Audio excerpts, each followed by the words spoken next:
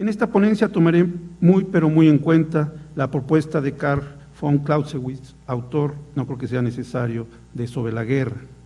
En particular, su famosa frase que ha sido estudiada profusamente en los siglos XIX y XX. La guerra es la continuación de la política por otros medios. Y aquí debo de hacer un primer alto, recordando ayer lo que decía Jan Meyer, de que qué decía en realidad Clausewitz en su texto.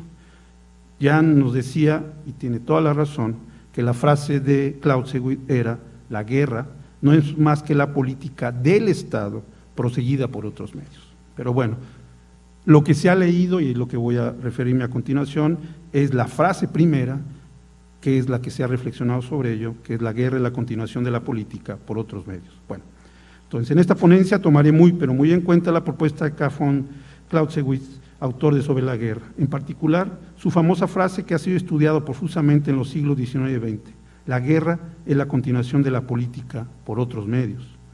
Estoy consciente de que esta frase y sus implicaciones han sido estudiadas desde todos los ámbitos de las ciencias sociales y las humanidades, ya no digamos por los políticos huizacheros o de más o menos buena altura. Antonio Gramsci, en sus notas de la cárcel, reflexionó sobre la famosa frase para definir mejor su guerra de posiciones y sus casamatas políticas. Para llegar a la revolución era necesario relacionar la estrategia de la guerra con los procesos políticos. Mao arengaba en su libro rojo: política es guerra sin derramamiento de sangre. En tanto, la guerra es política con derramamiento de sangre. El dirigente chino estaba pensando, por supuesto, en la revolución. Raymond Aron valoró positivamente la propuesta de Clausewitz, porque la guerra tenía un fin moral que la política le marcaba. Después del nazismo y de Hiroshima y Nagasaki, lo que importaba destacar era que la guerra no era un fin en sí mismo, sino un medio de conseguir un fin político mayor. Jean-Paul Sartre acusaba a todos de ingenuos si se le hacía caso, si se le creía al general alemán. La guerra y la política no eran caras de un mismo proceso, por el contrario, eran hermanas siameses, siempre en disputa, sin cuartel. La palabra y el fusil no tenían ninguna vinculación más que de mutua destrucción. También Hannah Arendt diferenciaba entre poder y potencia. La primera, la potencia, es violencia desatada que daña y destruye a los adversarios. Por el contrario, el poder se basa en la legitimación, en el acuerdo de los diferentes que pueden llegar a acuerdo en áreas del bien común y el cuerpo político. La guerra es la potencia, el poder, la política. Michel Foucault puso de cabeza a Clausewitz: la política es la continuación de la guerra por otros medios e instrumentos. La política es una imposición de poder, discursos y prácticas. Las negociaciones políticas son una máscara de la violencia. Mejor dicho, diría Foucault, la política es siempre la continuación de la guerra por los mismos medios violentos. Quiero destacar ahora la lectura de John Keegan en su Historia de la guerra. El autor de este impresionante libro alerta sobre el error de convertir la fase famosa en un concepto histórico, eterno para entender a las guerras en cualquier tiempo, momento y circunstancia. Que la guerra y la continuación de la política está atada, anclada a un específico contexto de enunciación y tiene una validez analítica para determinada época y periodo histórico. Keegan nos advierte que no se puede recurrir a la frase para entender en cualquier momento la relación entre guerra y política. No hay mejor ejemplo para mostrar los peligros del anacronismo como son los cosacos. Los cosacos, nos recuerda Keegan, atacan, guerrean y matan a fin de comer, y no les preguntan a sus víctimas si están de acuerdo y quieren sentarse a negociar a la mesa. Como afirma Keegan, la frase sirve para estudiar los siglos XVIII, con las guerras napoleónicas incluidos, el siglo XIX, con los enfrentamientos bélicos entre Alemania y Francia, y hasta la Segunda Guerra Mundial en el siglo XX. Así, muchas lecturas contradictorias y resolutas enfrentadas sobre esa frase que se ha vuelto canónica de Clausewitz. Por mi parte, propongo abordar un solo aspecto de la propuesta metodológica de la frase del general alemán y que está sugerida y desarrollada por algunos de los actores citados. El impacto, la influencia que tuvieron las negociaciones políticas en el resultado del conflicto bélico en una determinada sociedad, la novohispana y la mexicana, y en un periodo determinado, 1750-1850. Es decir, lo que planteo es que los resultados de las negociaciones políticas fueron los que en gran parte determinaron la manera en que se hacía la guerra en este periodo en México. Para explicar mejor esta lectura, primero y ante todo es necesario recordar claramente varios conceptos que estructuran el libro sobre la guerra. Cito, el axioma clásico de Clausewitz, el axioma clásico de Clausewitz es que primero, la guerra no es más que la política del Estado proseguida por otros medios. Segundo axioma, nosotros afirmamos, dice Clausewitz, que la guerra no es sino la continuación de las transacciones políticas llevando consigo la mezcla de otros medios. Y por último, la frase también entresacada y que se desarrolla en Sobre la guerra no es sino una parte del comercio político y no es por sí misma una cosa independiente. Al subordinar la guerra, y esa es la lectura que se le ha dado, al subordinar la guerra, negando que sea algo inherente a la naturaleza humana, a la política, considerando el resultado de una acción convencional y pactada, y por tanto racional, se da razón de la guerra en virtud de la propia racionalidad de la política. Es decir, el axioma clásico de Clausewitz es que la razón de la guerra es la política y la guerra se hace para conseguir los fines políticos. Pero aquí hay que hacer tres consideraciones. Primero, el Estado. Clausewitz es hijo, sí, de la Revolución Francesa, pero también es un noble y por consiguiente está inmerso y ahí se alimentó de una estructura que podemos considerar de antiguo régimen. Es decir, el Estado para Clausewitz no es solo la estructura burocrática, sino también los estados, los cuerpos que tienen determinados privilegios y determinadas maneras de participar en el gobierno.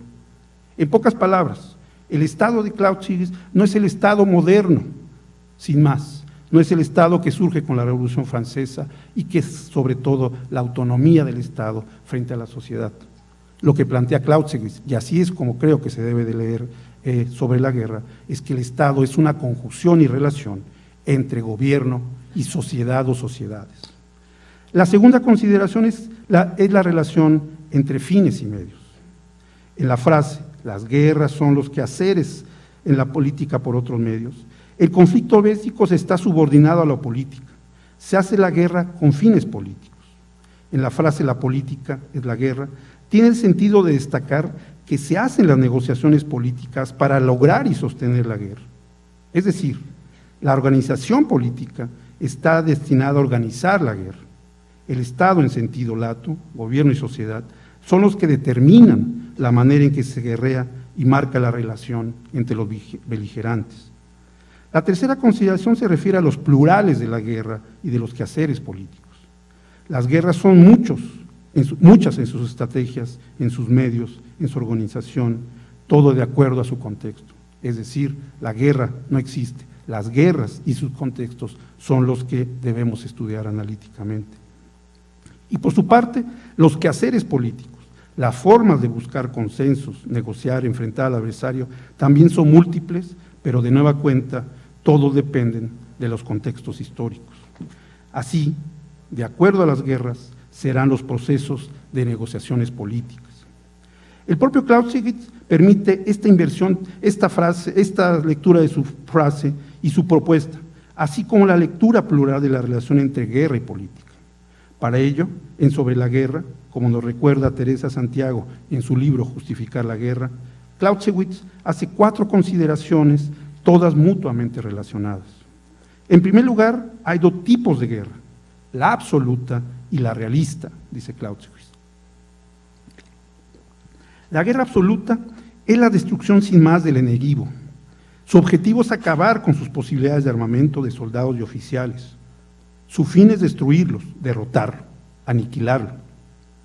Mejor citar a Clausewitz, y lo cito: Si nos detenemos otra vez en el concepto abstracto, absoluto de la guerra, deduciremos que el fin político está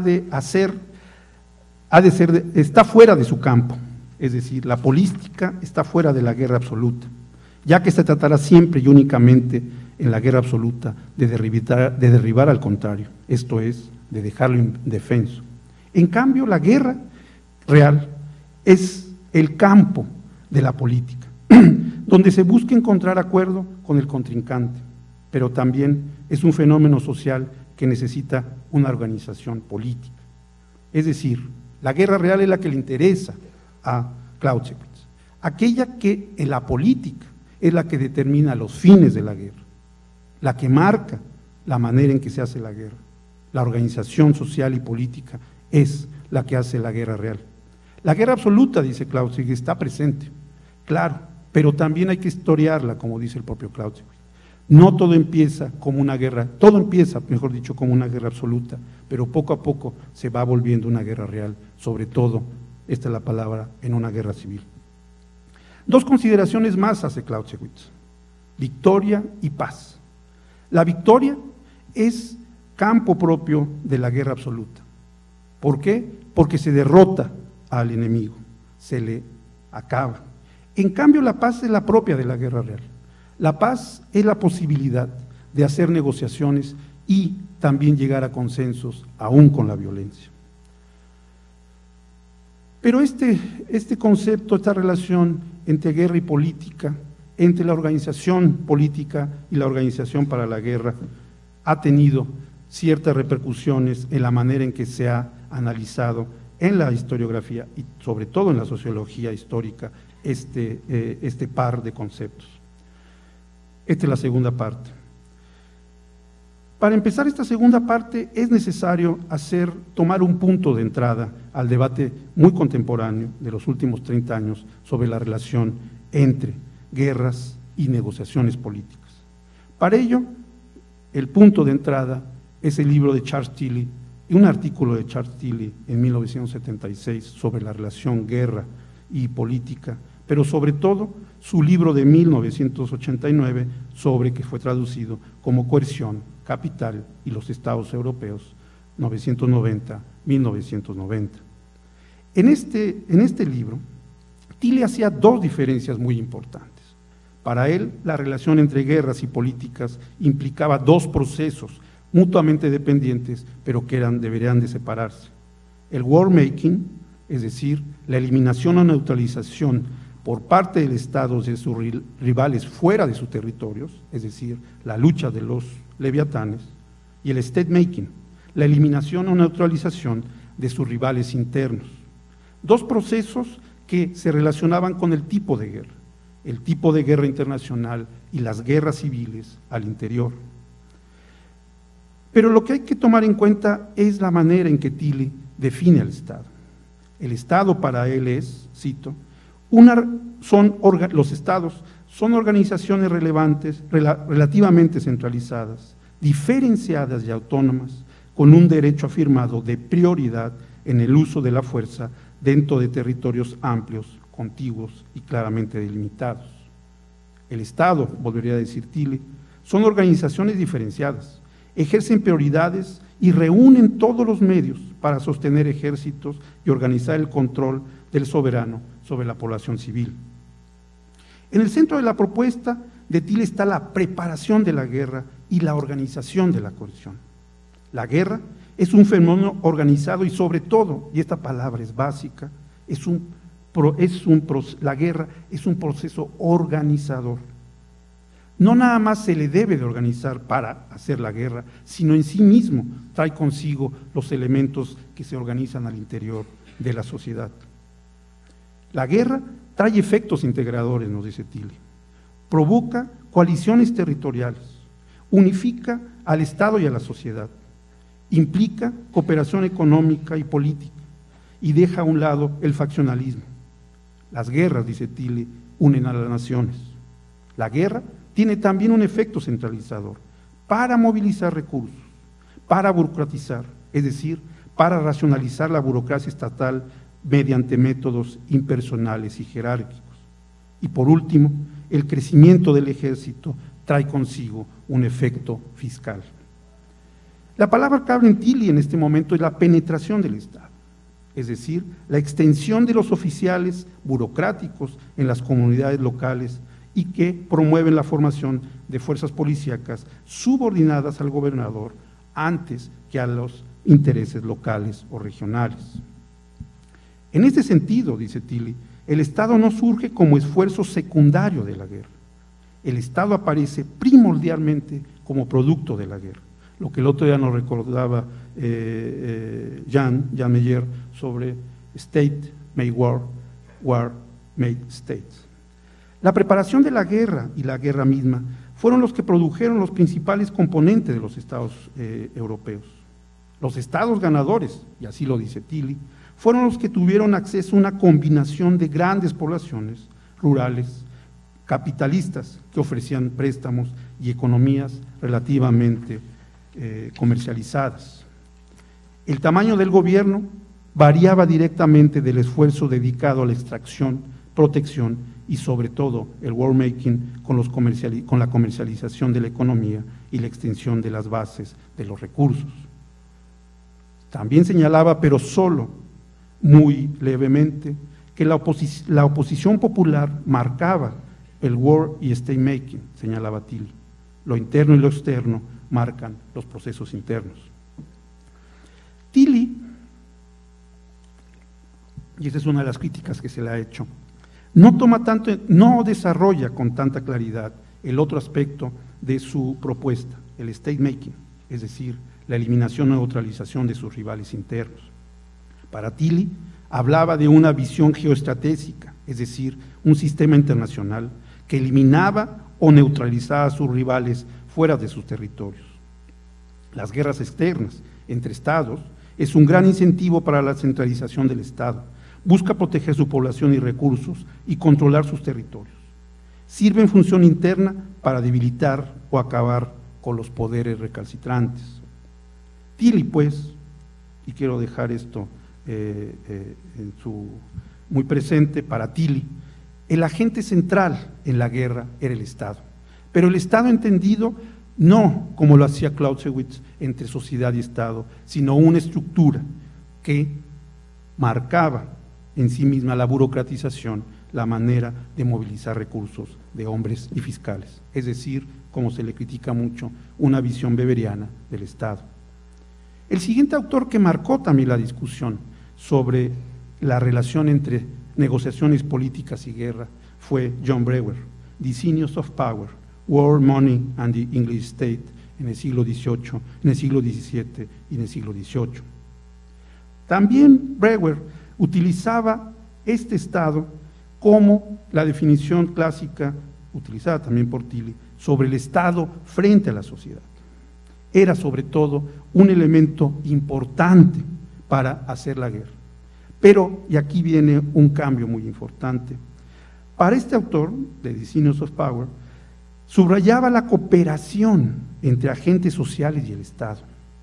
Era menos una relación de coerción de arriba hacia abajo, ya que, para el caso inglés, británico, el Parlamento y las élites habían negociado con los sectores populares. Él abrió un debate que hasta la fecha lo tenemos, que ya estaba desde antes, que lo había tomado mucho la historiografía francesa, sobre el concepto de absolutismo.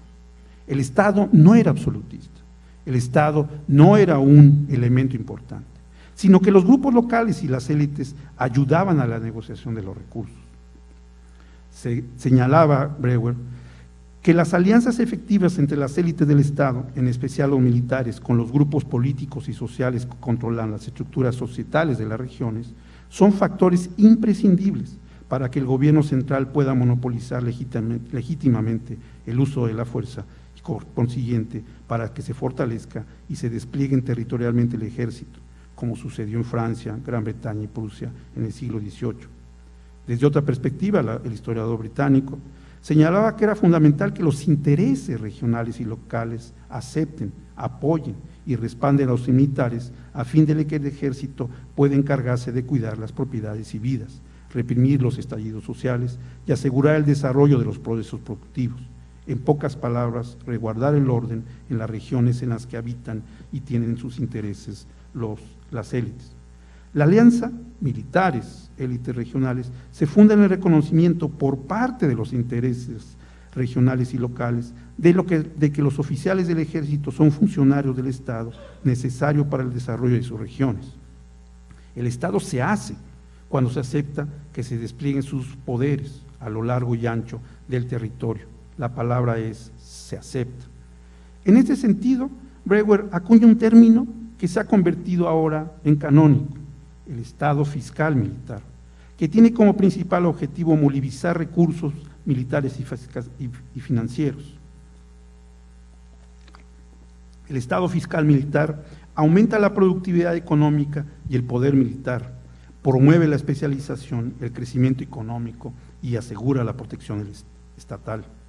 El Estado fiscal es una nueva forma de organización de la cooperación y de la coordinación humana. Una doble relación contractual entre gobernantes y sociedad, por un lado, y entre los gobernantes y las Fuerzas Armadas, por el otro. Las relaciones contractuales a cambio de protección y de control de las fuerzas militares y la estabilidad. Ya no era un Estado militar predatorio, el Estado no era un predatorio, sino una coordinación de distintos sectores. En los últimos años se ha cuestionado ampliamente a Tilly y a Brewer, y casi todos los historiadores que trabajan para Europa sobre todo han puesto desde su título su forma de enfrentarse al libro de Tilly, que lleva como título, y solo lo recuerdo, Coerción, Capital y los Estados Europeos. Entre otros, hay un consenso siempre de poner compromiso, consenso y cooperación entre élites y gobernantes, y la parte del pueblo como organización contractual. Estos autores señalan que hay que abandonar el concepto de absolutismo para el siglo XVIII. No existe un rey que pueda hacer todo y que solo sus súbditos deben de callar. El Estado, si se puede hablar de Estado, es un ente negociador con los intereses sociales. El Estado fiscal es, entre más eficaz será y por consiguiente con mayores posibilidades de la guerra, cuando pueda involucrar a más agentes en la movilización de los recursos. La centralización en el siglo XVIII fue más un objetivo que una realidad. Para estos autores el consenso y la cooperación, el acuerdo y la eliminación, el acuerdo es lo importante y no la coerción o la centralización. Se ha cuestionado la imagen de un Estado predatorio y violento. Solo es un lado de la moneda. Hay que hablar de mercantilismo, guerra y proteccionismo, de protección de vidas y también de relación inmediata con capitalistas. Es decir, el Estado fiscal militar en el siglo XVIII y XIX es una manera de negociación y cooperación entre los gobernantes y las élites. En este sentido, estos autores cuestionan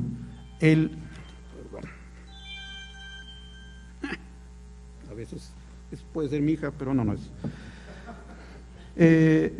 Estos autores cuestionan la visión weberiana del Estado entre lo débil y lo fuerte. Estos autores concluyen que no es un concepto que tengamos que tomar para estudiar la guerra y la política. Hay que tomar al Estado fiscal.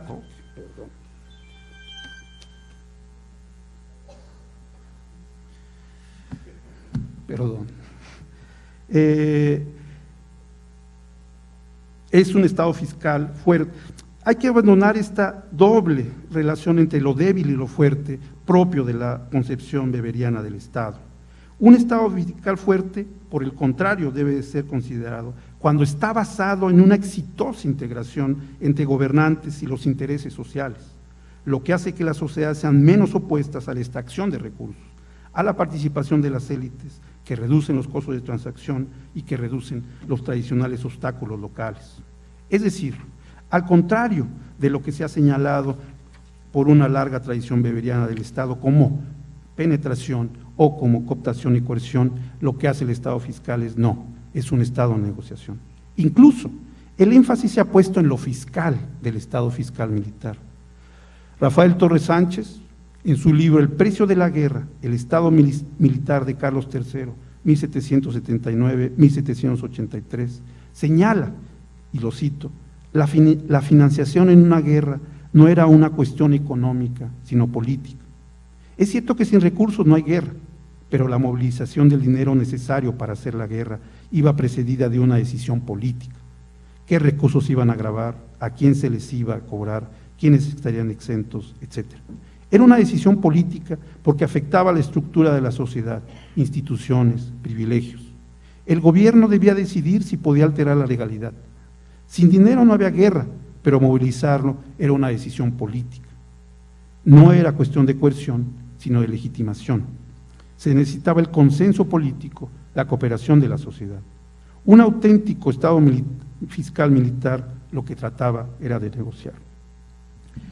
Pero a partir, si bien se ha cuestionado esta visión weberiana, esta visión de negociación y guerra solo como extracción de recursos y coerción, también ha entrado un debate que ha marcado la manera en que hemos visto para el siglo XVIII y XIX las guerras en la América Española y en Latinoamérica. En primer lugar, se ha cuestionado cómo el traslado sin más de las visiones de Europa hacia América Latina en dos puntos, bueno, en un punto en primer lugar. Las guerras no solo construyen estados, también los destruyen, nos señala. Es decir, las guerras tienen efectos desintegradores, traen consigo la destrucción total de los estados. La guerra como catalizador de revoluciones, como disminución de la capacidad estatal, es decir, desestabilizan y paralizan a la administración, trae consigo pérdidas territoriales, traen consigo la disminución de la base laboral, la división y las facciones políticas, y claro, el colapso fiscal. Es decir, la guerra no solo construye estados, los destruye o los limita significativamente. Para el siglo XIX, varios autores, Miguel Ángel Centeno, Juan Carlos Garavaglia, Josefina Vázquez, varios más, han trabajado la guerra como un elemento central de la estructura política. Y ellos han considerado que sí, que la pregunta, ¿qué tan automática es la relación entre el state making y la relación entre state making y la relación entre Estado y guerra debe de ser necesariamente una relación virtuosa? Es decir, la guerra no necesariamente provoca estados y los estados no necesariamente pueden hacer la guerra. En América Latina, coinciden los autores, no se generaron tres características que en Europa fueron críticas. Primero, un cambio en el control de la violencia de lo privado a lo público. Lo que señalan es que a partir en el siglo XIX no hubo un ejército solo, sino hubo fuerzas militares. Hubo un conjunto de fuerzas que tenían la capacidad de intervenir en el orden público. Es decir, aquí el Estado no era el que concentraba todos los medios de coerción. Segundo, los ejércitos en el siglo XIX, tanto en México como en América Latina, eran pequeños y constreñidos, no eran amplios, sino muy limitados. Sus bases para extraer recursos, tanto de hombres como de dinero, eran muy, muy limitados. Tercero, las guerras de independencia no provocaron fortalecimiento de Estado, sino lo sabemos, provocaron una gran cantidad de procesos de desburocratización. Es decir, la guerra de independencia exacerbó la fragmentación, dispersión y disipación de la autoridad política. Un Estado que se patrimonializó y no un Estado que se separó de la sociedad. También los pleitos sobre la soberanía, no solo entre provincias y gobierno nacional, sino al interior de las provincias, fue la tónica que marcó las fuerzas militares. Al contrario de Europa, los militares no construyeron al Estado conquistando territorios, sino controlando los poderes regionales. Es decir, aquí lo que hubo fue unas guerras civiles o al menos enfrentamientos. La guerra geopolítica estuvo presente, pero no causó este efecto virtuoso en un frente unificado. El Estado es posible, nos dicen, cuando se une una institución militar o política dominante y una clase social dominante. Hay un acuerdo. En el siglo XIX, mexicano por lo menos, no hay una clase dominante. Hay facciones que se están desde distintos puntos peleando el poder político a nivel nacional y a nivel local. Es decir, la centralización fue un ideal que nunca se alcanzó. Las regiones, al contrario, fueron los que dominaron. Al contrario de la visión que tenemos para el siglo XIX, de un Estado que quita, roba, expolia a las regiones, el proceso en el siglo XIX mexicano fue exactamente lo contrario. Los que fijaron el proceso de negociación y las maneras de hacer la guerra fueron las regiones, no un supuesto gobierno central fuerte. Con respecto al Estado fiscal militar en América Latina y en México, fue muy baja su habilidad de cobrar impuestos, lo que impidió que se crearan ejércitos fuertes. No se pudo gastar más porque la moneda no se podía extender más ni se podía recaudar más. No es suficiente un aparato estatal para extraer recursos en la sociedad, nos dicen estos autores para el siglo XIX. Se necesita su voluntad para ser trabados, es decir, las élites y también los grupos populares limitaron la posibilidad de que el Estado pudiera recaudar más de una, por cierto, economía muy venida menos. En pocas palabras, en América Latina tuvo el peor de los ejércitos posibles. Un ejército que peleaba sin poder dominar y una coerción sin extracción. La función hobbesiana fue subdesarrollada. Hubo demasiados conflictos internos. Las guerras externas entre estados es un gran incentivo, es cierto, para la centralización del Estado, ya que busca proteger su población, recursos y controlar sus territorios. En América Latina, como ha señalado Josefina Vázquez, fue para el siglo XIX, una de las regiones del mundo más amenazadas por invasiones y por las naciones, sobre todo europeas. Pero, de nueva cuenta, esto no trajo consigo. Lo más importante fue el peligro interno, la amenaza desde abajo.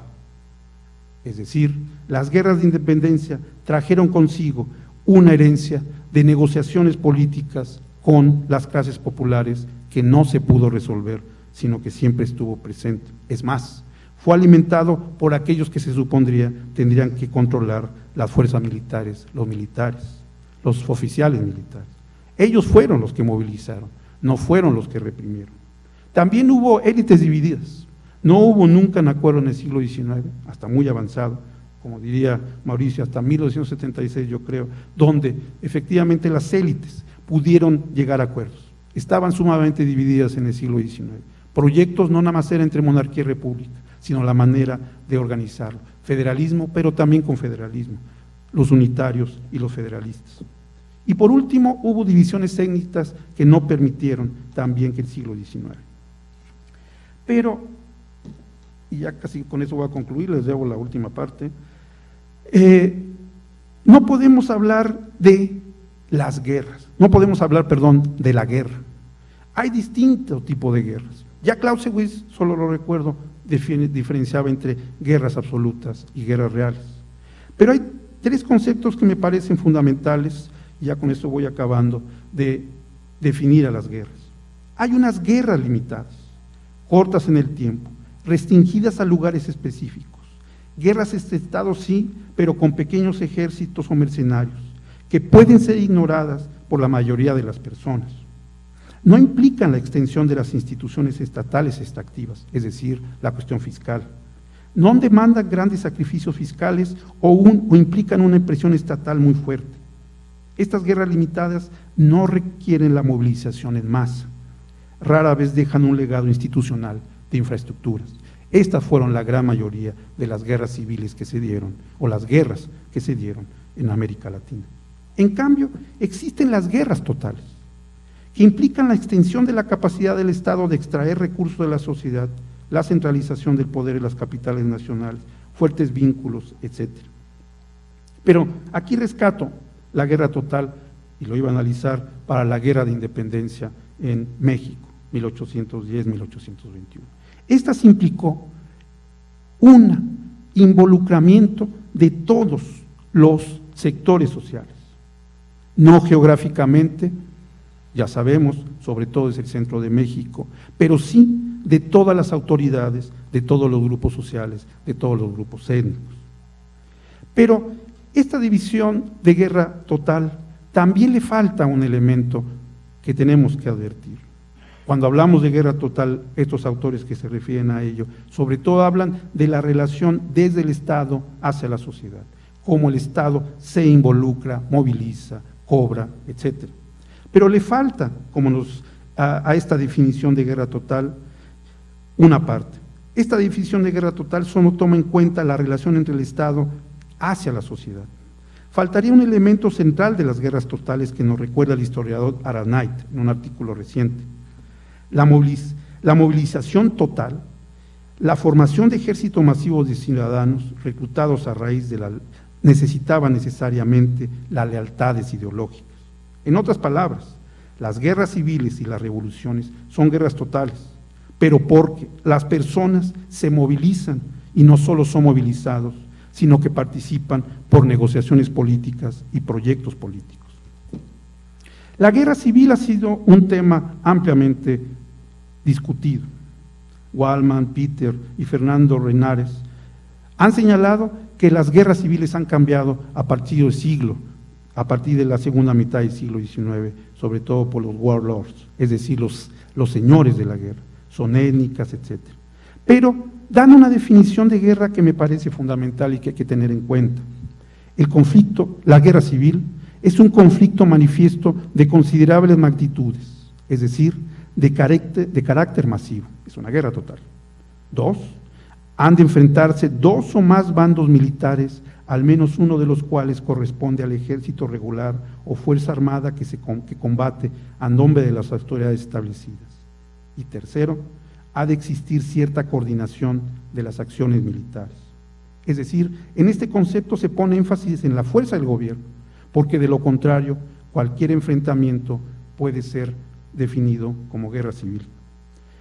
Por último, he hablado de guerras y negociaciones políticas, pero falta referirme no solo al otro tema de la mesa de trabajo de este día, sino a un aspecto que es central en los conflictos bélicos, la violencia.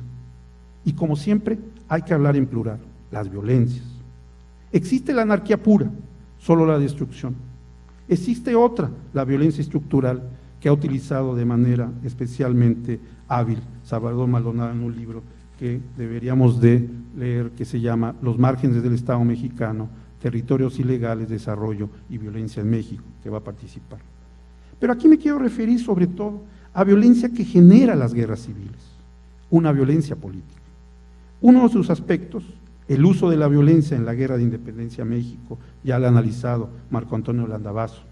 Y efectivamente, la violencia tiene uso político, de legitimación, de ampliación de la base social. Por mi parte, parto de la definición aceptada en gran parte de violencia política. Esta es una violencia colectiva que implica una forma de contienda política.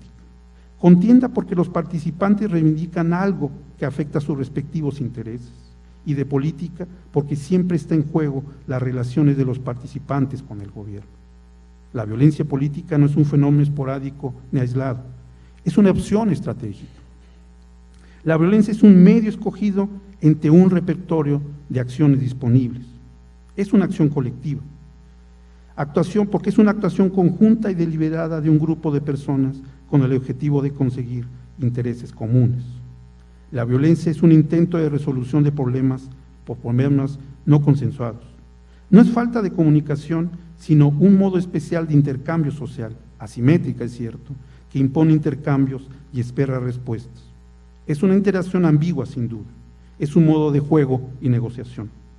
Es una estrategia, la violencia política de negociación, que da lugar a nuevas formas sociales, normas sociales. Pero no nos engañemos, la violencia es la antípoda de un modo constructivo de interacción, como el lenguaje presupone un consenso con constricciones. La violencia, pues, es múltiple, igual que las guerras y las negociaciones. Aquí solo he presentado para alimentar la discusión sobre algunos ejes que este coloquio y en particular estas mesas van a traer. La violencia, pues, es siempre un elemento. Pero cierro con eso de nueva cuenta. Como señalaba Jan Meyer, Para analizar a Clausewitz hay que recordar su frase, y lo marca bien. La guerra no es más que la política del Estado proseguida por otros medios. La violencia puede ser mafiosa de contrabandistas, pero la guerra, si no tiene Estado o los márgenes del Estado no están presentes, es lo que genera la violencia. Para estudiar pues a la guerra, a las guerras en plural, a los quehaceres políticos, siempre hay que saber cuáles son sus contextos y cuáles son, por supuesto, sus tiempos. Por desgracia, los horrores casi siempre pueden ser los mismos. Muchas gracias.